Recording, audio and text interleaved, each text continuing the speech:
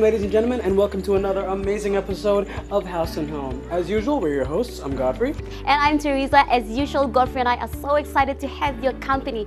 Now, I hope you all had a great weekend. Just as much as we did, we hope you all enjoyed the Mother's Day celebrations. We did too. Anyways, before we head on to our lineup for this episode, in case you're wondering where we are, well, we are here at 8 Mile Skyview. Yes, and we plan to bring you an amazing show, just as we always do, from here at the wonderful 8 Mile Skyview Apartments. And we're going to start the show off with some cooking as usual. We've got Chef Jack joining us once again as he's preparing for us some amazing special beef burgers. Right after cooking with Jack, we go shopping with Brian Bell. Leon walks us through more of Brian Bell's amazing specials.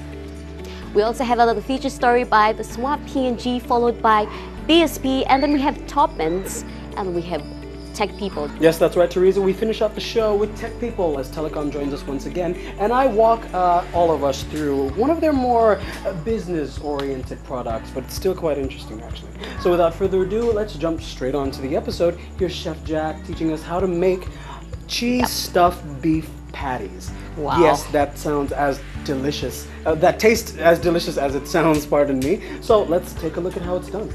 Enjoy.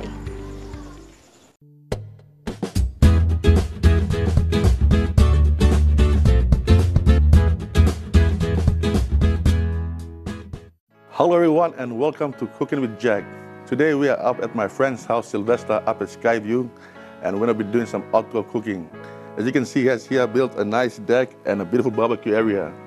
Today I'll be showing you how to prepare and cook cheese stuffed beef mince patties. So let's start off with our ingredients. We have here 1.5 kilos of topside mince, salt and pepper, mayonnaise, 6 eggs, 2 tomatoes, 1 capsicum, red onions, lettuce, cucumber, some fresh burger buns, and cheese and apple cider vinegar. So let's start preparing our minced patties. We're gonna start off with seasoning them with some salt and pepper. So about a tablespoon, of pepper. I'm gonna ground it into the mince.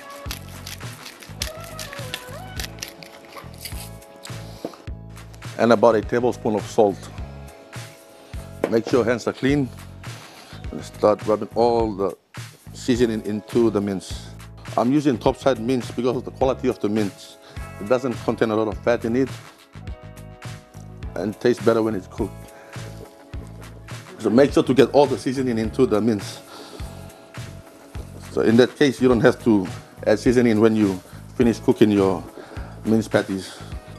When seasoning your mince for the patty, you can also add in whatever spice you want, not just salt and pepper, but I'm keeping it simple, so I added salt and pepper to season it up. So we're about done now, so first, if you want to start off with your patties, make sure to portion them out first. Don't go straight into making the patty, just make them into little round balls and put them out, and if you see they're not even, go ahead and add some more and then start making your patties. So we're gonna start off by making a little round ball like this and just place them on the side. So continue until you finish all the mince and make sure you have 10 even round balls of mince, and you can go on to start making your patties.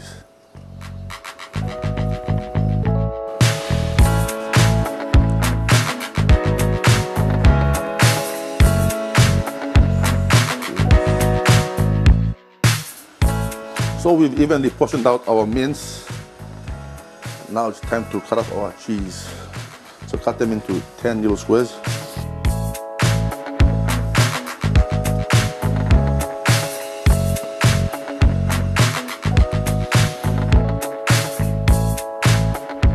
Now we're gonna stuff our patties with the cheese. We're using mozzarella cheese here, very nice cheese.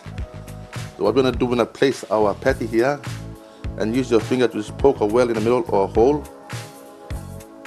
And then you get 1 block of cheese, place it inside, and then just cover it up.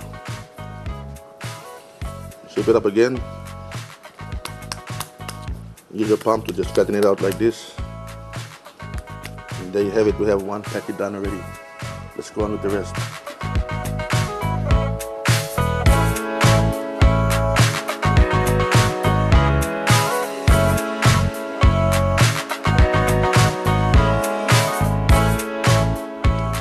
So we're almost done with stuffing our meat patties. with cheese. So before I finish up with the last one, I want to preheat our grill. Make sure to push the cheese all the way inside and cover it. And just flatten it into the patty shape. And now we're down to our last patty. Let's make a nice hole in the middle. Push the cheese in the middle. Push it all the way in. And then cover the top. And make sure to check on the other side. For example, like this, the cheese doesn't come out.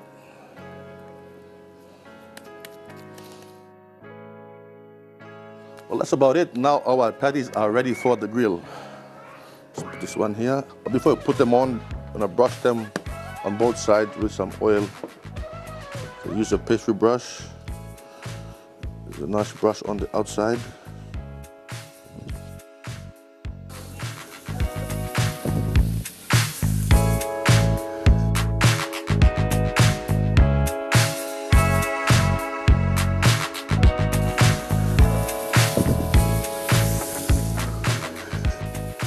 And our final one going into the barbecue grill.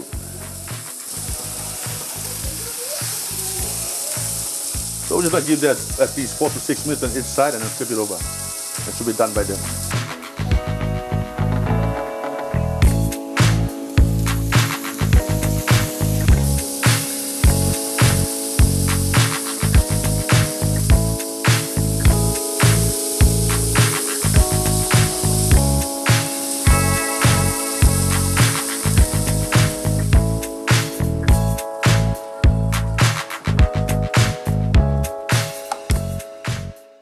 So our burgers are ready, and it's time to plate them up. Let's start off with our bun. It's a nice bun here. We have a sauce here. It's a nice sauce. Put them around. Put them on both sides.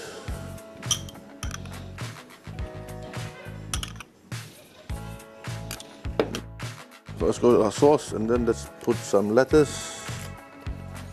I like starting off with the lettuce first. A bit of lettuce. And then let's go with our onion. Don't put too much, just a couple of rings.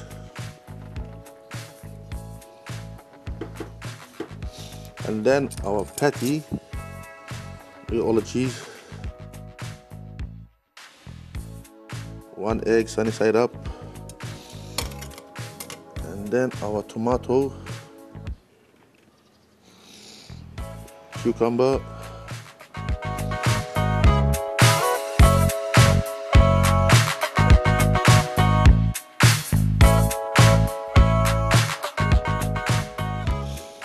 and the last bit of sauce on top.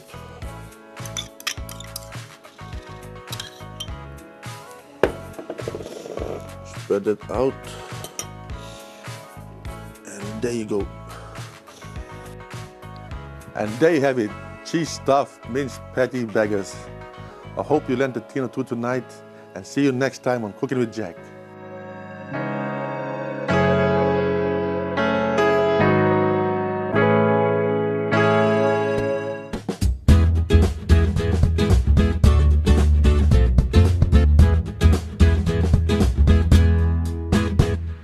Those are lip smacking. Like Chef Ingenious, Jack, right? he knows what he's doing. Yeah, like just putting cheese into the beef patties, and then they melt, and then they become like one with the beef patties, and then you taste them, and then you can feel like you can taste cheese and beef. That's like. Well, we're lucky we got to try them out. Yeah, we actually got to try them because he made them in this very spot, this grill behind us. He cooked it in that, and it was amazing. It was incredible. So, but anyway, without further ado, we're gonna take a really short break right now. When we come back, though, we go shopping with Brian Bell. So stick around.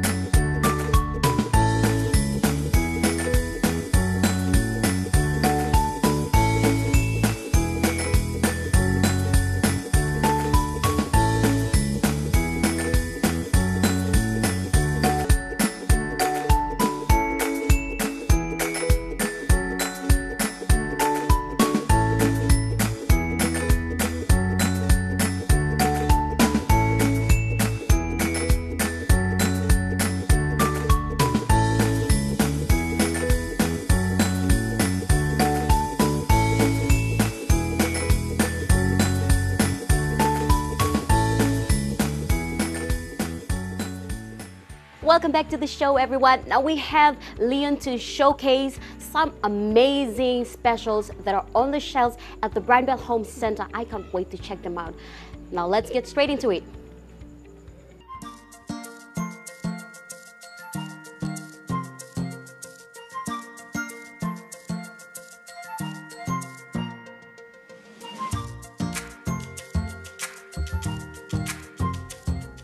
Hi there, I'm Leon, your host, and this is Shopping with Brian Bell, the segment that gives you some great insight into the products that live on our showroom floor.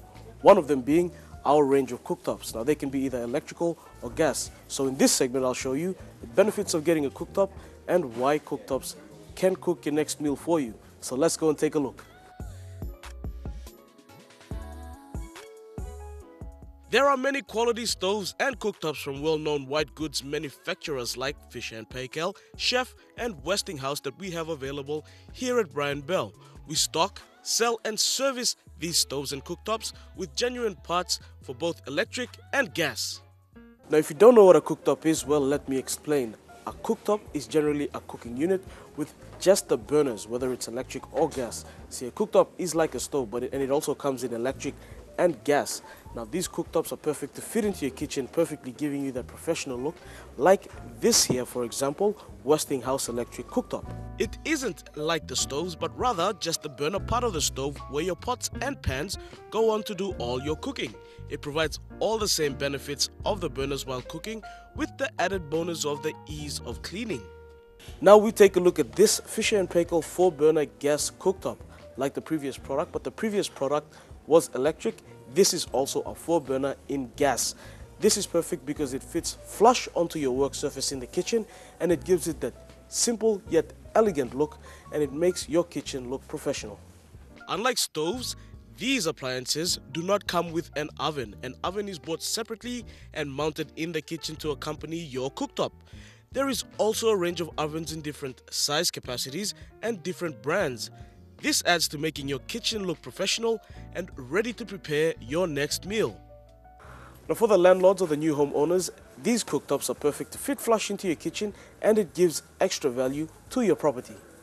The now cooktops in your new kitchen is ideal for achieving that. Not only will it make your kitchen more attractive, but these cooktops give your kitchen that flush, complete look where everything fits in and is meant to be.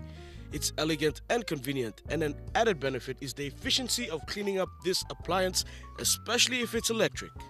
Now you're probably thinking, which is better, electric or gas? Well, apart from the obvious fact that they can both cook your meals for you, and one is electric and the other is gas, let's try put them against each other and see which one comes out on top. In terms of speed, electric cooktops generally take a little bit longer to heat up your pots and pans, unlike gas cooktops, which instantly heats up your pots and pans so you can cook your next meal. But at the same time, electric cooktops tend to produce higher heat than gas cooktops, and gas cooktops cool down a lot quicker, giving them an advantage in safety. Now in the cooking process, temperature plays an important role. The dish can either be a disaster or a delectable delight simply by the turn of a knob to adjust the temperature to the right heat. Well, with a gas cooktop, you can adjust the heat a lot quicker than an electric cooktop. Electric cooktops, you have to be a bit more patient and wait for the temperature to drop down to the right heat so you can cook up your next dish. Now in terms of heat distribution, electric cooktops generally perform a lot better than gas cooktops. One of the reasons behind this is because gas cooktops can get clogged, thus hindering the performance of your appliance. Now when it comes to installation, many houses here in PNG choose the gas over the electric simply because it's easier to install. Now the electric cooktops, they run on a 125 over 250 voltage outlet. Now this may be a bit of a troublesome experience for some people simply because of the power fluctuations we face here in PNG. That's why most people go for the gas cooktops as opposed to the electric cooktops. Now a disadvantage about having a gas cooktop is the gases it emits whilst you're cooking. Carbon monoxide and nitrogen dioxide. Well, a simple solution is getting yourself a ventilation range. Now this can help to produce good airflow in your kitchen while you're cooking so you don't suffocate. A ventilation hood, which as the name suggests, ventilates the emitted fumes and minimizes the hazardous effects. Now in terms of costs, it costs a lot more to install a gas cooktop as opposed to the electric cooktop if you don't already have the installation connections at the place where you want to install it. However, in the long run, electric cooktops might cost you a little bit more with the power or electricity bill as opposed to your gas cooktop. So why choose a cooktop over a stove? Well, if you're after a stove, then by all means you should get one, but get one from Brian Bell. But if you're after a professional, elegant and modern look, giving you that sustained finish that all chefs would like to cook in your kitchen, well, a cooktop from Brian Bell is the best way to go. Whether it's electric or gas, you can get the best ones from Brian Bell. Plus, on top of that, our cooktops are backed by Brian Bell's after-sales service guarantee. So if anything ever goes wrong, which is highly unlikely, then we can give you the parts to fix those problems. Our service team can connect or install your cooktops for you. And even on that note, if there's any problem with your stove or cooktop that you've purchased from Brian Bell, we stock genuine quality parts that can and will replace and restore your appliance to its original state. So there you have it, folks. If you're after a cooktop to give your kitchen that professional, modern, elegant look that all chefs would like to cook in, and mind you, I know you're a chef too, come on in and check it out at Brian Bell. There's a great range that you can choose from, whether it's electric or gas. So come on in, check it out for yourself. Don't just take my word for it. And always remember, quality products, great services, and great value. That's Brian Bell. I'll see you next time when shopping with Brian Bell. Goodbye and God bless.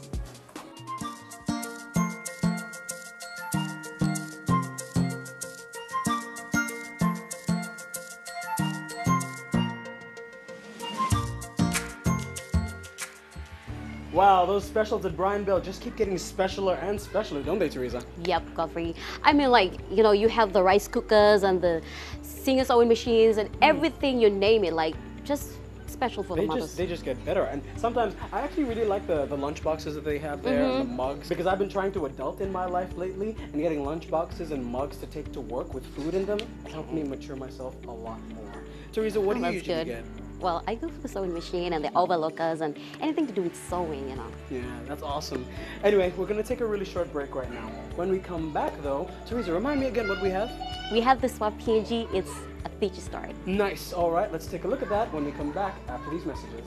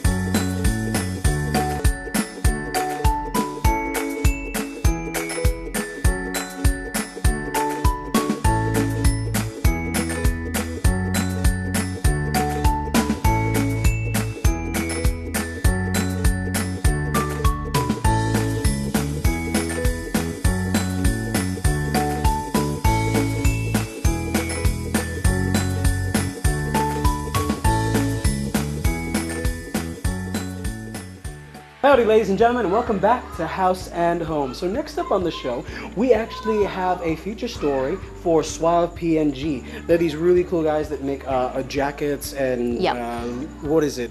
Thermalite suppliers and all that stuff. Yeah, they do. So they make up all those all these cool jackets and Sweaters, jumpers and stuff like that, and sweaters. So let's take a look at how they do their stuff.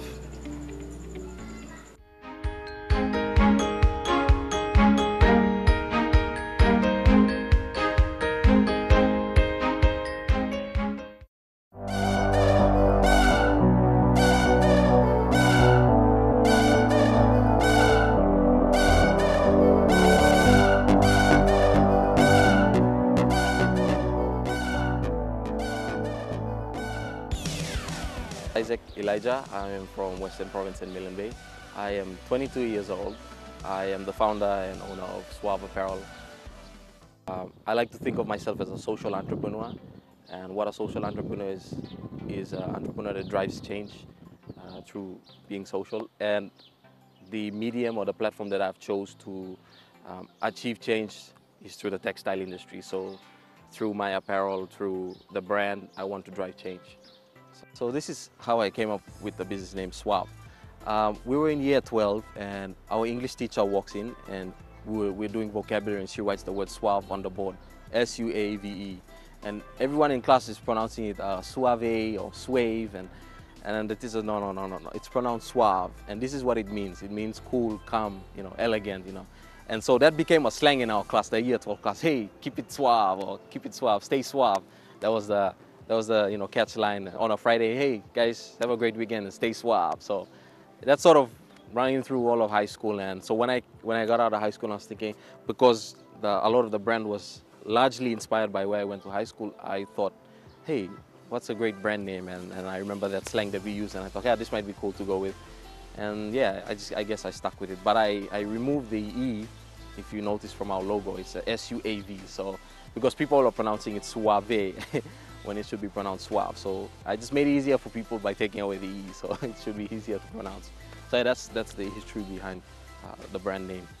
So suave was an idea that I had in high school, in year 11. And that sort of came out from my own pain from leaving high school. I really loved where I went to high school, and I was slowly coming to terms that, hey, we're going to leave soon, and you know, what do we have to take with us besides our certificate, and besides people knowing that we come from where we went to high school? Is there anything else? And then I recalled seeing the senior jackets on TV, and you know, down outside in America and you know, the other places, and I thought, why can't we do that here in PNG, especially in the government schools? No one's doing that. And so anyway, I just chucked the idea aside. It wasn't until when I was in the first year of university, and I guess I wasn't quite enjoying what I was doing in university, and I made a decision to drop my university education, and I pulled up the idea again. I basically wrote it down, and I just got really excited about it, and I thought to myself then, like, I can really do this. And I guess I just set out doing that, and that's where Suave was born, I guess. So the idea for the design of the jacket was, firstly, I thought it would be great that students should wear their family names and leave high school and go into like a university or into their back into community and the school logos.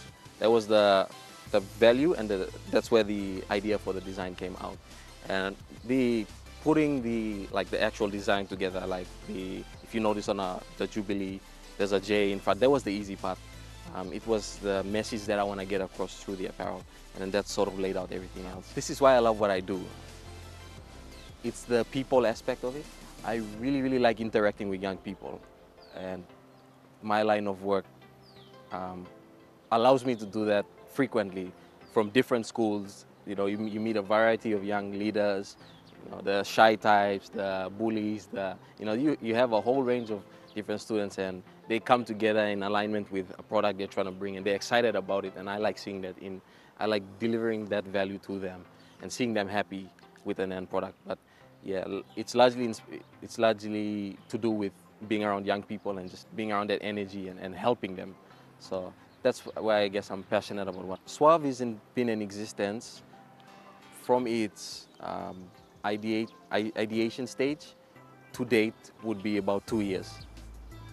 So it was in June of 2016 that the idea came to fruition, and I pursued it.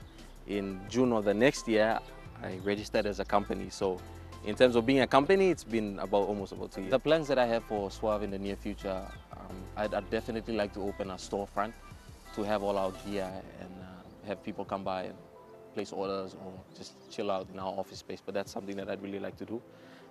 We intend on expanding our range of gear and the different products that we currently, what we currently do provide, and expanding that range.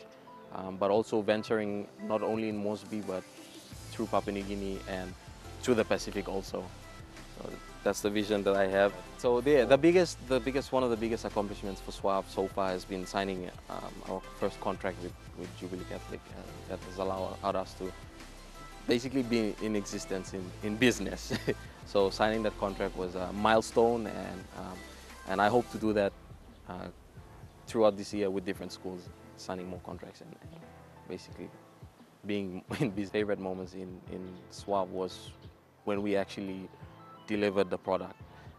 So that is seeing the tangible item from being a graphic design being on paper to showing it to our customers, to bringing it to country, landing it and delivering it. It was an emotional time, in fact, because I had worked so hard, so long, seeing nothing but a jacket on the screen, and then after so long we had a product, and I guess giving it was such a great feeling for the team. It boosted our morale, and it really helped us. Yes, I think that was a special moment. Really. Our varsity jackets are made of a material called brushed cotton. So it's a cotton, mostly cotton feel. It's a bit on the warm side, and we hope to improve that by making a blend much more suitable for Port Moresby's weather. But you get your cotton cuffs, your cotton sleeves, brushed cotton that is, and fully embroidered with patch applique. You'll see patch on the back.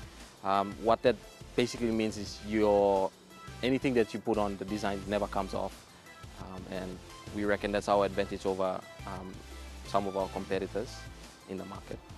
And we go a step further by not ironing on, but making sure that we embroider and do patchwork on all front and back design, and it basically never comes off.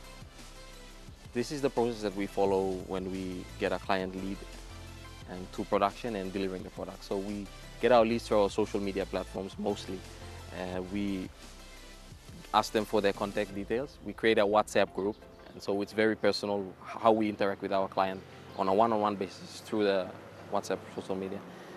We ask them to give us information like how many students they are interested, that kind of thing, and if they meet our minimum quantity, then we pursue them as a client to providing their jackets. So we then ask for a meeting in person. We go over them, bring our live samples to them, and they have showing around the school, and then we provide mock-up designs to them. They choose one that really suits them or they like, and from there we bring back, we outline the payment plans that we have. Between that period and the period that we agree to close payments on, all payments are made, and then we go straight into production using the designs that they selected.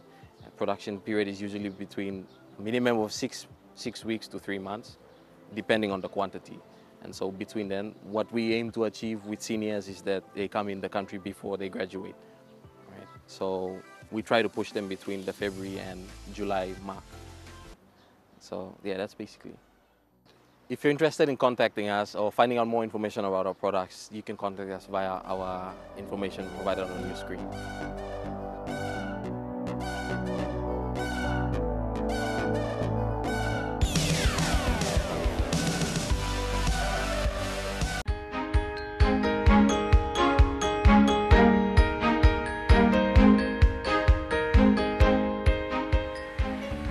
That is some pretty interesting stuff. I think I'm actually going to see them just to get a custom jacket made, because I've always wanted a jacket for myself that actually fits me, because I can never actually find one. How about you, Teresa?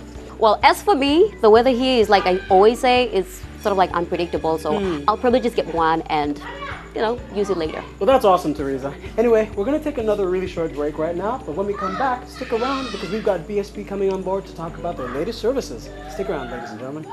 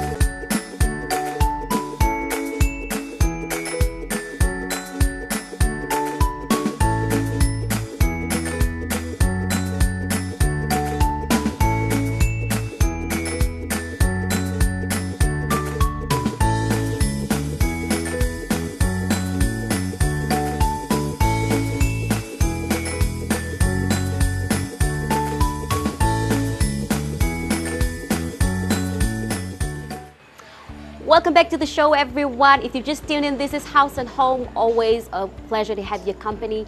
Now, we have BSP. Now, with all the banking solutions, BSP have the right answer for you. So for this edition, they will be talking about the savings account and the CSR activities. So let's check them out.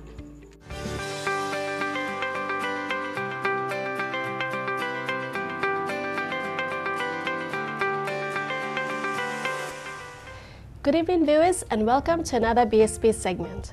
There are many reasons why saving some money is important. Having savings set for the future or for a rainy day means security for you and a peace of mind. There are often many unforeseen expenses such as deaths, emergencies and family obligations. There are even smaller needs such as the need to send your vehicle in for service, vehicle registration, water bills and so forth. We all can agree that unexpected expenses or the temptation of some items or event can make even the best plans unsuccessful. A financial cushion is one of the most important things you can do to feel financially secure. It is wiser to have a savings account as opposed to trying to borrow or scrape money together when a need arises. Saving money is important for these types of situations, for long-term and short-term goals. Almost every parent would like to see their children go to university or college. Start saving now and you will not be constrained when the time comes. Education is not the only area that parents should save for. You may also save for your child's wedding, 21st birthday, or even their first car. You think about it. One of the best ways to save money is to make it effortless, whether immediate or long-term. It is important to start off with a savings account that attracts an interest and direct deductions to the account. BSP offers the Plus Saver account, the term deposit and the kids savings account. The Plus Saver is the savings option for our personal banking customers who have funds to save and want to earn interest on top. It is a secondary account, therefore a customer must first have a Kundu account in order to open a Plus Saver account. There is no card attached for withdrawals, no minimum balance required, fee-free deposits into the account and comes with a 4-tiered interest plan.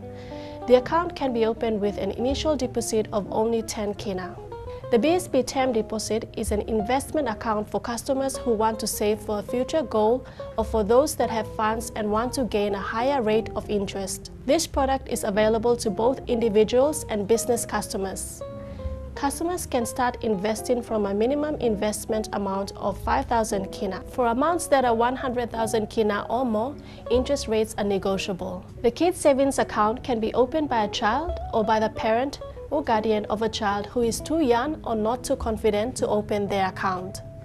A child at the age of 15 years or below is eligible to open this account. The account is also restricted from withdrawals during the year except for the months of December and January. However, deposits can be made anytime via mobile banking, internet banking or any of our branch agent locations. For more information about our BSP savings account, contact the BSP Customer Service Center on 320-1212. You can also visit the BSP website on www.bsp.com.pg. Moving on to BSP's corporate social responsibilities, BSP plans to deliver 45 community projects this year worth over 1.2 million kina. These projects will be delivered by staff through our branches, strategic business units and BSP subsidiaries across PNG and the Pacific. So far, 8 projects have been successfully delivered. Aitape and Wewek installed water tanks, solar lights and shelter for the people affected by the Kadova and Bayan volcanic eruption that occurred earlier this year. The corporate team in Ley teamed up with BSP Finance to install solar lights for Makam Valley Secondary School. Mount Hagen, Vanimo and Wabeg also conducted similar projects lighting up the schools in the remote areas of PNG. A groundbreaking ceremony was done earlier in the month by BSP staff and the member for Rigo Open and Vice Minister for Transport Lekwa Gure. The ceremony marked the commencement of BSP's community project to install solar lights to dormitories, classrooms and ablution blocks for a project undertaken by BSP Finance and Planning, Retail and BSP First Business Unit with the help of the contractor provided by Crazy Johns. The project is currently in progress and should complete by the end of this month. Well viewers, that's all we have for you tonight. Remember to open a savings account the next time you visit our BSP branches. Until then, goodbye.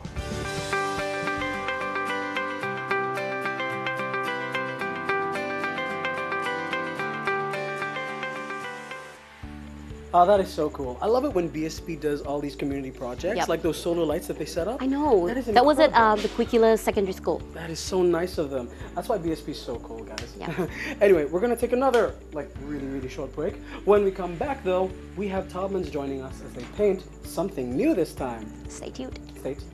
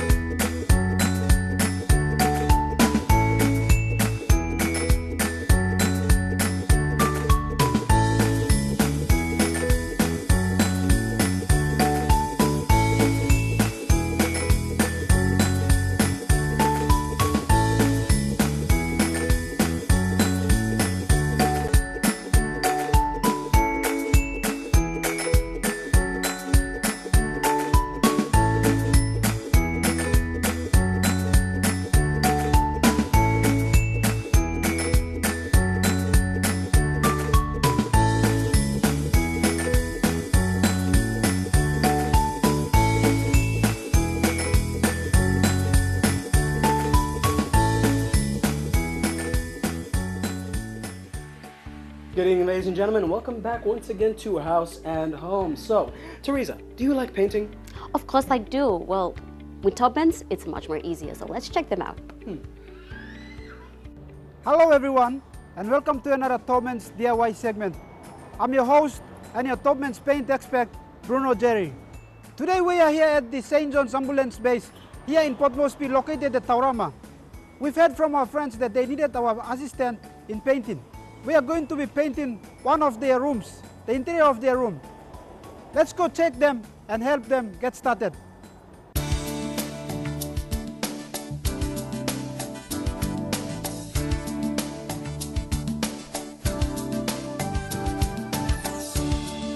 So before we start doing our actual painting process, it is always very important to protect yourself. So like what we have explained in our previous session, we have the hand gloves here to protect our hands. We have the glass here for the eye. We have the nose guard here, and we also have the apron here. That's to cover yourself from paint spill or paint drop. So this is the room we are painting today. It is a 3 meter by 4 meter cubicle with a ceiling of approximately 4.5 meter. So before we start actually doing the painting process, it is very important to remove any furniture or pictures, photo frames, anything that is hanging on the wall to make our room ready for the painting, the actual painting process. And we also have some furniture in the room that will be removed before we start the actual painting process. So remember, if you have anything that cannot be removed, like the seals that are on the wall, we'll have to cover it with masking tape or the painter's tape to protect it from the spill of paint or stain. If in the instance that you don't have a drop cloth to cover the floor or the surface that you're working on, be very careful with the paint that you are using, okay? Some safety tips: when you are taking the paint out from the container itself, take exactly enough so that you don't have something spilling over the floor to make your work become messy. If you're using the roller brush, make sure that the brush absorbs exactly enough for the wall to be painted, so there is no spill and your work is professional. So here I'm going to put the masking tape over the black paint here. Basically what I'm trying to do is protect this paint from the primer to go over the black paint. Because we are not going to paint this part, we are only painting the top part, we are keeping this part, so we are putting the masking tape over the black part to keep it from the primer to spill over it. So here we are done with the masking tape. We have placed the masking tape over the part that we wanted to keep. So we also placed the newspapers on the tiles here, you see. This is basically to act as a drop cloth to absorb paint to any spill that is going to be spilling off from our work. So we are trying to keep the natural color of the tiles. It's black, it is with the bit of the black that we just taped. So that is basically the work of the newspaper here. So this is our 3-in-1 metal and wood primer. We are going to be using this to prime the wall or the surface before we start painting. Basically the work of the primer is to give a good smooth, or it gives a good surface, makes the surface become conducive for the paint to sit on. It also helps the paint to stick on and doesn't come so easily. Okay, without the primer, or if you don't prime your wall before you start painting, your paint would not last, even though it is a very good paint. But priming helps the paint to last and it helps to stick on for a very long time, and it gives you a good job.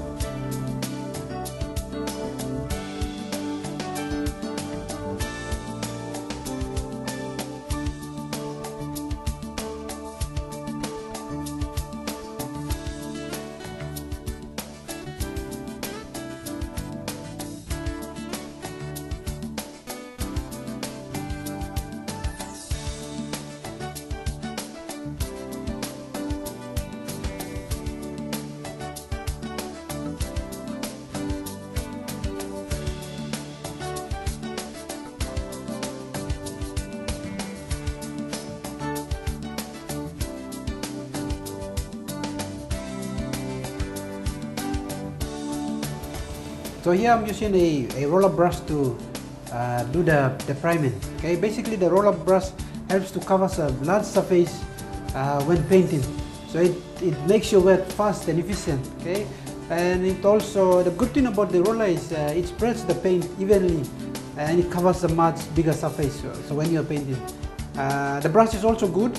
But if you are painting a surface that is small and requires a small a brush to do that, then you can use a brush. But for a roller, it's good when you are painting a bigger surface and a flat surface.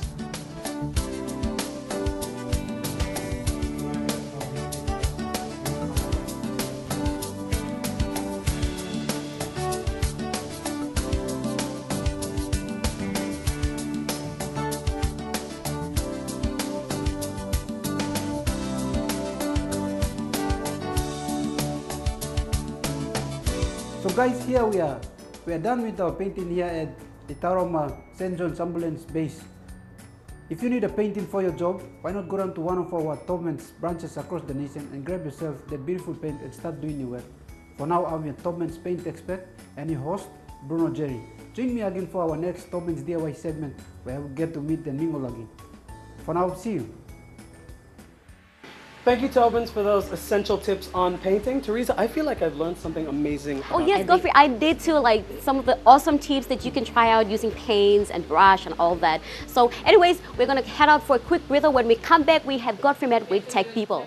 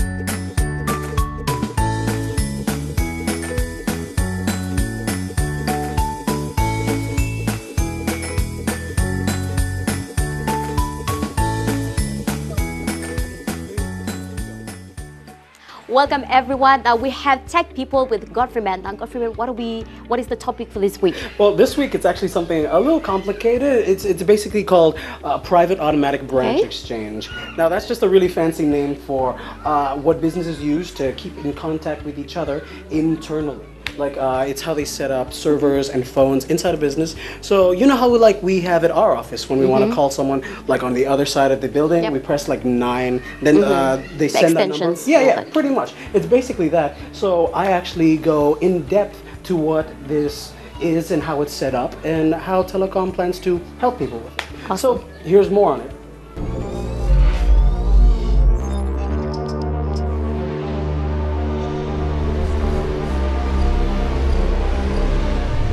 Hey everybody, and welcome to a very special edition of Tech People, where we're gonna get a little busy as we talk about something that's intended to help businesses with their internal communication.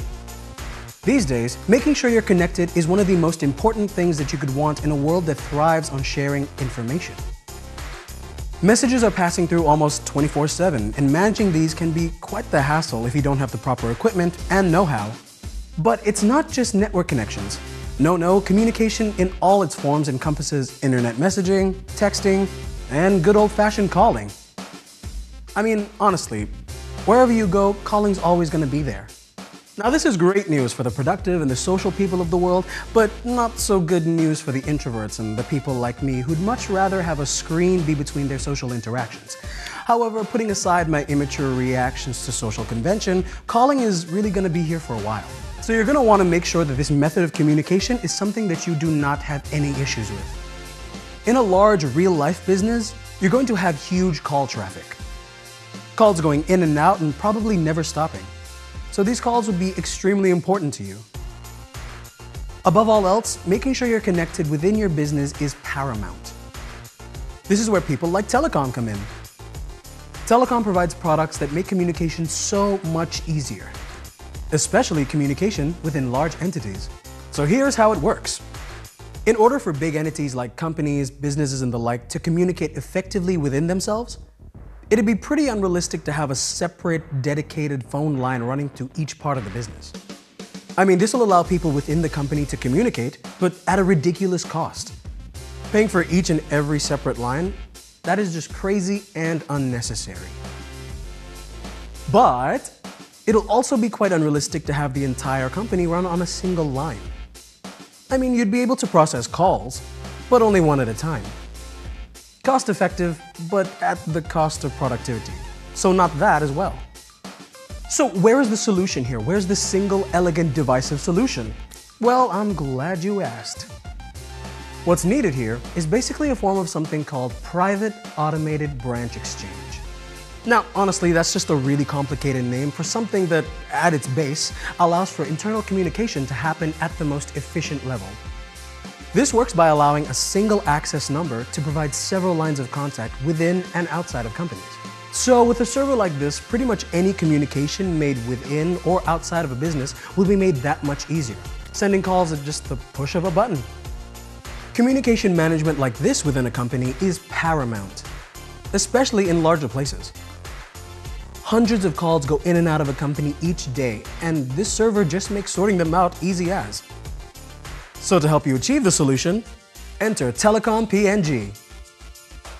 Telecom PNG offers these. The MeVoice MX1 Multimedia Communication Server. This is the server that handles private automated branch exchange, and this model does it the most efficiently. With this, you'll be able to handle calls professionally, easily, and without hassle.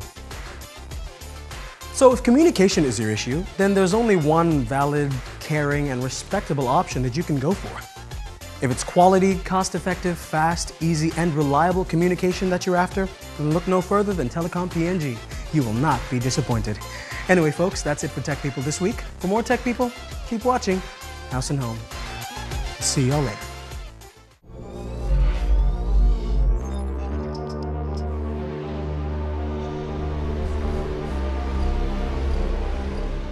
That was interesting. Now I know what that is. Like, you know, you have extensions and like it makes it a lot more easier for, you know, people like us working in the office and all that. Sure, yeah. But anyway, folks, unfortunately, we've actually come to the end of another episode of House and Home. And with that, the last episode for this season. So we actually won't be seeing you guys for a bit of time. All right, before we go, this is Godfreyman's very last episode with us, and I'm going to be missing him. And I know everyone out there, the fans and everyone who always tune in to watch Tech People with Godfreyman. Godfreyman, do you have anything to say before you leave us? I mean, this was awesome and fun, so I'm not going to forget this. And I hope you guys really enjoyed all the things that I've helped out with the show, Tech People in Life Hack. So thank you, everyone. Thank you, everyone, for watching. And thank you, Teresa, and everyone at the House and Home team and EMTV. I'll stop rambling now, and I'll just say thank you.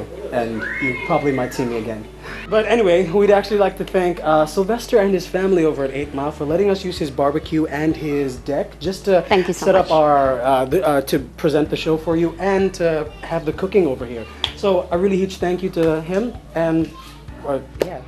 As usual, check out our Facebook page, like it, comment, and let us know what you think, what you'd like to see more of in the coming episodes. We'll be here, right here in the next season. So from all of us here at EMTV, from the House and Home team, and everyone who's contributed to make this season what it is this year, we'd like to say thank you, and we'll see you all again next time.